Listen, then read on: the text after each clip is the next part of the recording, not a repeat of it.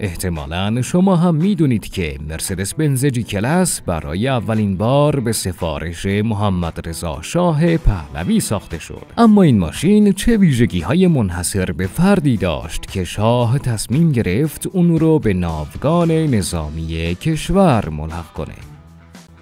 دهه 1970 بود که اروپا دچار بحران انرژی شد و این بحران بیشتر از همه دامن شرکت‌های خودروسازی رو گرفت. شرکت مرسدس بنز که بعد از جنگ جهانی دوم پیشرفت فوق‌العاده‌ای رو تجربه می‌کرد، ناگهان با فشار دولت‌ها مواجه شد. توی اون سالها قیمت سوخت به قدری بالا رفته بود که دولت‌ها به شرکت‌های خودروسازی فشار می‌آوردند تا خودروسازها مصرف سوخت ماشین‌هاشون رو کاهش بدن. مردم هم با وجود هزینه سوخت بالا تمایلشون رو به استفاده از خودروهای پرمصرف از دست داده بودن.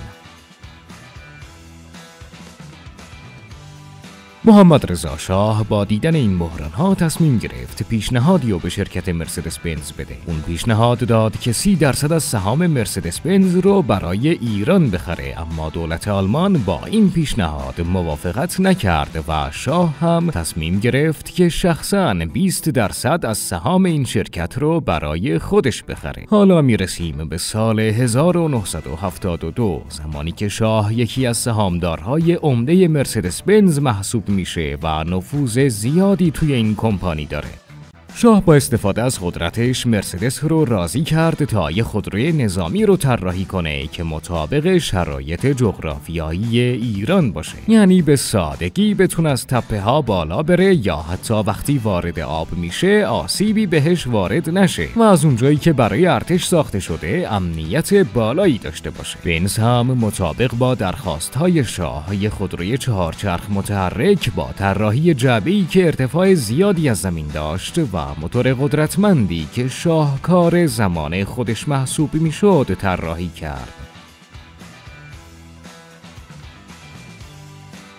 بعد از وقوع انقلاب در ایران این پروژه کنسل شد و این ماشینا هیچ وقت به ایران تحویل داده نشدند. اما با ورود بنز جی کلاس به بازار، کمپانی مرسدس متوجه موفقیت جالب این ماشین شد. خیلی از سلبریتی ها به این ماشین علاقه نشون دادن و این CUV جذاب هنوز هم بعد از گذشت 50 سال با حفظ اصالت خودش و تغییرات ظاهری جزئی داره تولید میشه. اما این بار نه برای استفاده نظامی بلکه با طراحی لاکچری و امکانات بی‌نظیر گزینه‌ای محبوب برای ثروتمندا و سلبریتی‌ها شده.